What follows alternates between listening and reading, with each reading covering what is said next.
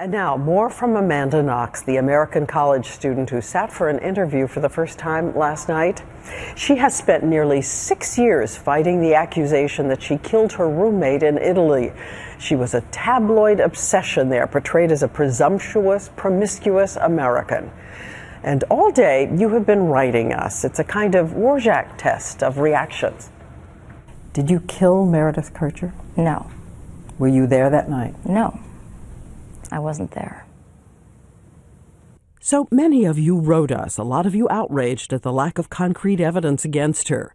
The fact that in the bedroom of the murder, that bloody shoe print, that handprint, the DNA found on and inside Meredith Kercher's body, all belonged to a man with a known criminal record, Rudy Gaudet. Not one speck of DNA in that room from Amanda Knox. Police say she must have cleaned it. That's impossible. It's impossible to see DNA, much less identify whose DNA it is.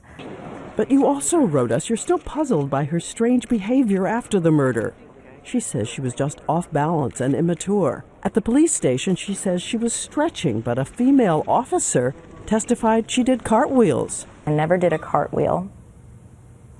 I did do the splits. Again, you can see that this does not look like grief, does not read as grief. I think everyone's reaction to something horrible is different. As for that video we all watched that seemed to show her kissing her boyfriend Raffaele dozens and dozens of times, we studied that tape. There were 3 quick kisses, but the rest of the time she was staring into space. My friend had been murdered, and it could just have easily been me. And through all the trials and prison, her family was there. Your dream for her?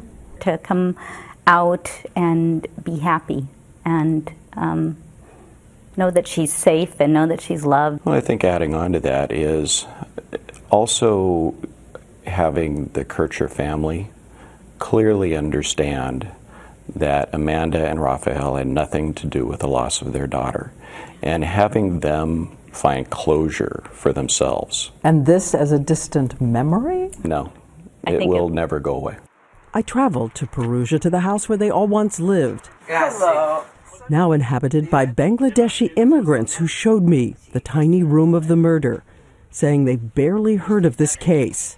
I also talked to some of the thousands of college students there right now who said it's just a distant memory, that name, Amanda Knox. So to the 250,000 students who head abroad, what's your advice? Study abroad. Study abroad in Italy.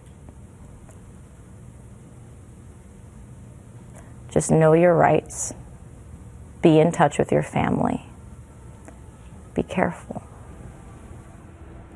And Amanda Knox says she hopes in years to come that she will be finished with this case, have a family of her own. And she said she will tell her children to look closely at anything they put on their websites as if it could be used to destroy them.